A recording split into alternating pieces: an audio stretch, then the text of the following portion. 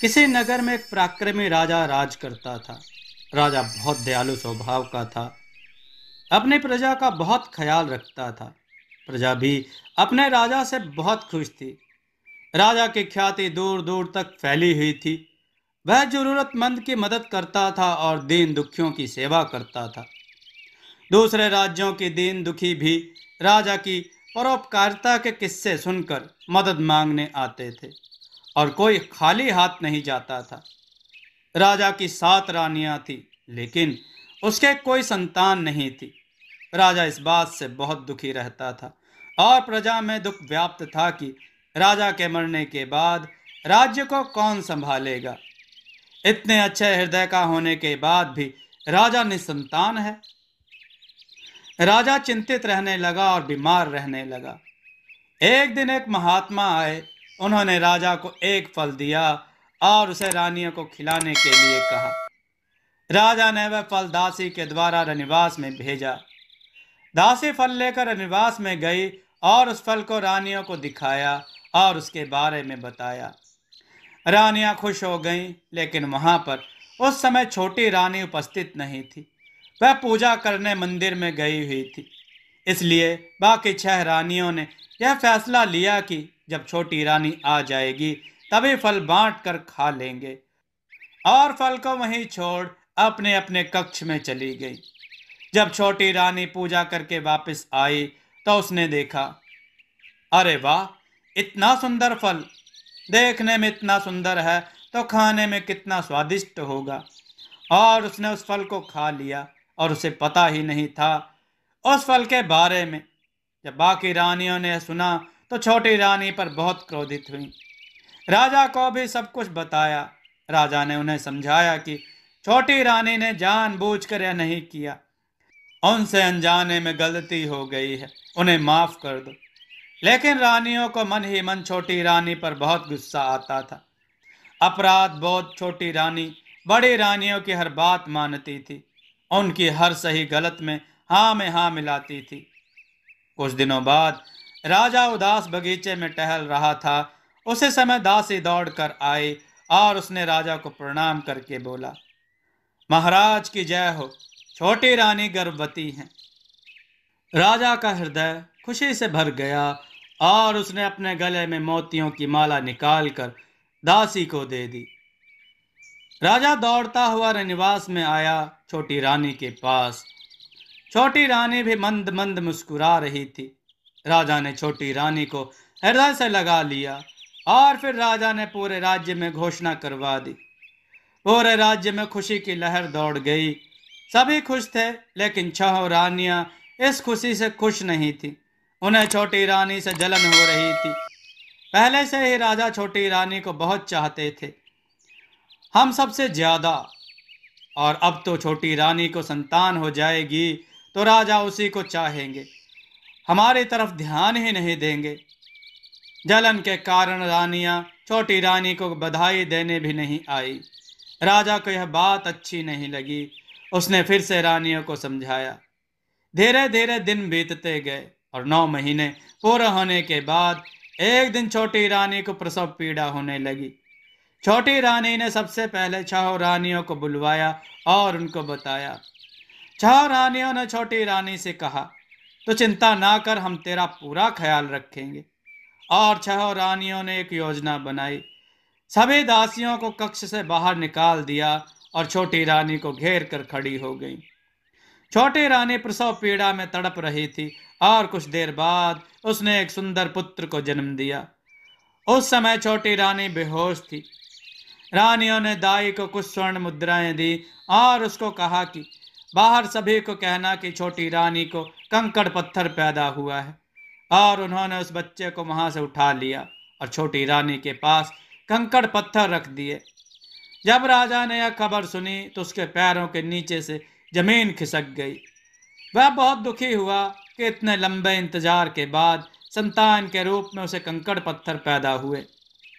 जब छोटी रानी को होश आया तो उसने 6 रानियों की तरफ मुंह ताकते हुए कहा, दीदी, मेरा बच्चा कहाँ है? रानियों ने मुंह बनाते हुए कहा, देख नहीं रही, तेरे बच्चे पास में ही तो पड़े हैं। छोटी रानी कुछ समझ नहीं पा रही थी। उसने आसपास देखा, यहाँ तो कोई नहीं है।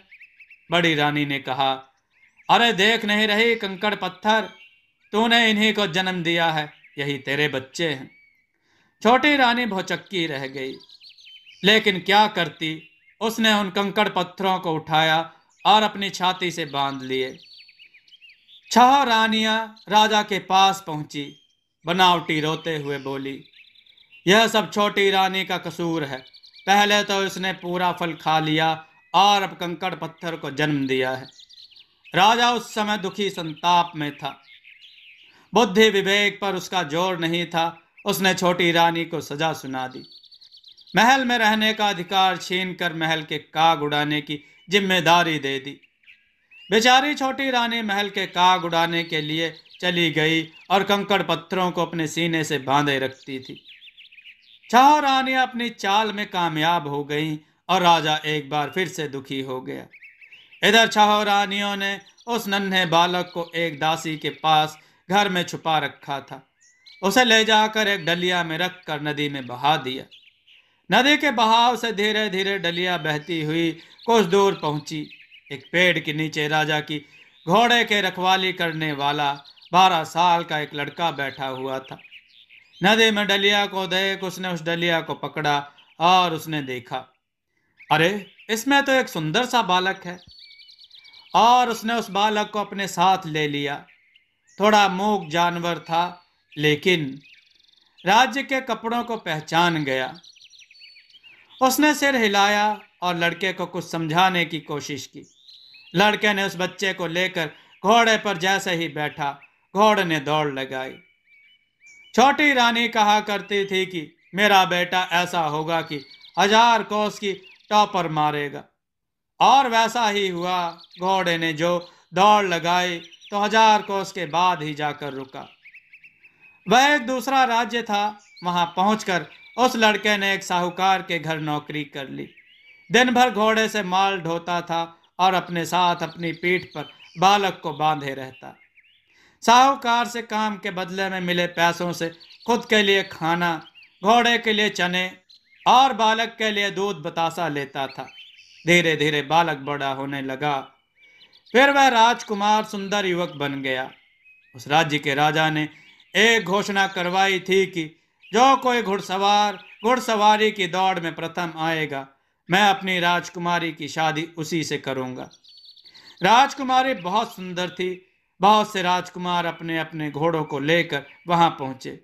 उस राजकुमार ने भी जब यह घोषणा सुनी तो वह भी जिद करने लगा कि मुझे भी प्रतियोगिता में भाग लेना है। घोड़े के मालिक ने मना किया, यह राजा महाराजाओं की प्रतियोगिता है, तुम इसमें भाग नहीं ले सकते हो। लेकिन राजकुमार अड़ गया। घोड़े ने भी सिर हिलाकर अपनी सहमति जाहिर की। हार मानते हुए घोड़े के मालिक ने उसे जाने की आज्ञा दे दी। राजकुमार घोड़े को लेकर प्रतियोगिता स्थल पर पहुंचा। उसने राजकुमारी के सौंदर्य को देखा और मंत्रमुग्ध रह गया। अब घोड़े की प्रतियोगिता शुरू हुई और राजकुमार ने एक नज़र सभी प्रतियोगियों की तरफ देखा। एक से बढ़कर एक धुरंधर राजकुमार और अच्छे अच्छे घोड़ों को साथ लिए अपने आप और अच्छे अच्छे घोड़ों को साथ ली और अच्छे अच्छे घोड़ों को साथ में लिए अपने आप पर गर्व महसूस कर रहे थे। जो भी राजकुमार को देखता उसकी स्थिति को देखकर उसका मजाक उड़ाने लगता। राजकुमार ने उन सबकी ओर ध्यान नहीं दिया। प्रतियोगिता शुरू हुई। सभी घोड़ों ने दौड़ शुरू की और आखिरकार राजकुमार जीत गया। शर्त के मुताबिक राजा ने राजकुमारी की शादी राजकुमार से करवा दी और आधा राज्य भी दे दिया। अब राजकुमार और राजकुमारी खुशी खुशी रहने लगे। एक दिन उस राज्य में वही महात्मा आए। राजकुमार और राजकुमारी ने उनका खूब स्वागत किया और उनकी खूब सेवा की। महात्मा उनकी सेवा से प्रसन्न हो गए और महात्मा ने राजकुमार को बताया कि तुम अमुक राज्य के राजा की संतान हो। राजकुमार को सुनकर हैरानी हुई। अगर ऐसी बात है तो उन्होंने मुझे गरीबी का जीवन जीने के लिए क्यों छोड़ दिया। तब महात्मा ने उन्हें पूरी घटना बताई। सुनकर राजकुमार ने उस राज्य में अपने माता पिता से मिलने के लिए मन बनाया। लेकिन उसने एक योजना बनाई। वह कुछ सैनिकों के साथ और राजकुमारी को लेकर उस राज्य में पहुंचा। वहां पहुंचकर महल के कुछ दूरी पर ही डेरा जमा लिया और राजा को खबर भेजी कि वह उस राज्य में एक बड़ा सा यज्ञ कराना चाहता है। राजा ने यज्ञ करने की इजाजत दे दी। राजकुमार ने यज्ञ प्रारंभ करवाया। यह यज्ञ 21 दिन तक चला। उसके बाद राजकुमार ने बहुत बड़ा भोज का आयोजन किया। राजा को खबर भिजवाई कि इस भोज में राज्य के सभी व्यक्ति उपस्थित हों। राजा ने पूरे राज्य में घोषणा करवा दी कि उस भोज में सभी सम्मिलित होंगे। अंत में राजा और 6 रानियां भोजन करने के लिए पहुंचे। उन्होंने भी भोजन किया। उसके बाद राजा ने राजकुमार को महल में आने के लिए आग्रह किया। राजकुमार ने कहा, नहीं, अभी नहीं। कोई और है जिसने भोजन नहीं किया है। क्या सभी भोजन कर चुके हैं? हाँ, सभी भोजन कर चुके हैं, राजा ने कहा। राजकुमार ने कहा, नहीं, कोई रह गया है जिसने भोजन नहीं किया है। तब राजा ने कहा कि एक रानी है, लेकिन उसको यहाँ इस पवित्र जगह पर नहीं बुलाओ। राजकुमार ने कहा, नहीं, उनको भी बुलाओ। छोटी रानी को बुलाया गया। राजकुमारी ने रानी को चरण स्पर्श किए। रानी की बहुत बुरी दशा थी। मैले कपड़े पहने हुए, अपने सीने से कंकड़ पत्थर बांधे हुए। राजकुमारी ने पहली छोटी रानी को स्नान करवाया और स्नान करवाते वक्त उनके सीने से बंधे हुए कंकड़ पत्थर को फेंकना चाहा। इस पर छोटी रानी ने ऐतराज दिखाया। तब राजकुमारी ने यह कहकर उनको बगल में रख दिए, बाद में उनको वापस ले लेना, और छोटी रानी को नहलाकर अच्छे कपड़े पहनाकर श्रृंगार करके ले आई। अब राजकुमार ने पानी से भरा एक कटोरा मंगवाया और एक काठ यानी लकड़ी का घोड़ा मंगवाया।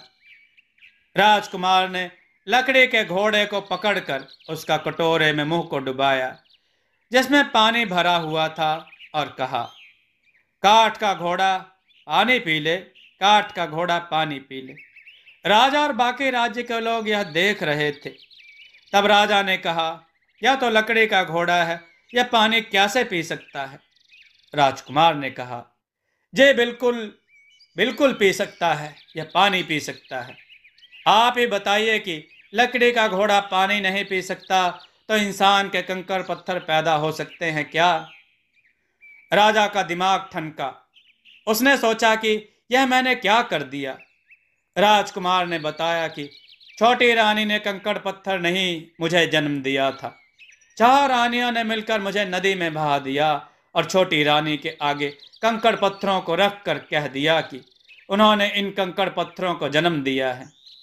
राजा को यह सब बात समझ में आई तो वह अपने आप पर पछताया और उसने राजकुमार को सीने से लगाया। राजकुमार ने राजा और छोटी रानी को चरण स्पर्श किया। छोटी रानी ने अपने पुत्र को देखकर अपने सीने से लगा लिया। 6 रानियां सब देखकर थर-थर कांप रही थी। राजा ने कहा, चलो पुत्र, महल में चलो। तब राजकुमार ने कहा, नहीं, अभी नहीं, एक काम करना और बाकी है। तब उसने राजा से कहा कि महल के द्वार पर एक बड़ा सा गड्ढा खुदवाएं। आदेश का पालन हुआ। महल के द्वार पर बड़ा सा गड्ढा खुदवाया गया। सभी लोग महल की तरफ प्रस्थान करते हैं। उस गड्ढे में 6 रानियों को दफनाकर ऊपर से मिट्टी डाली गई और उसके ऊपर से राजकुमार और छोटी रानी ने महल में प्रवेश किया। दोस्तों, आपको यह कथा कैसी लगी? अपने विचार और सुझाव कमेंट में जरूर दें। हमारी कथाओं को लाइक करें, हमारे चैनल को सब्सक्राइब करना न भूलें। हमारी कथाओं को शेयर जरूर करें जिससे लोगों को अच्छा ज्ञान प्राप्त हो। जय श्री राम भक्तों।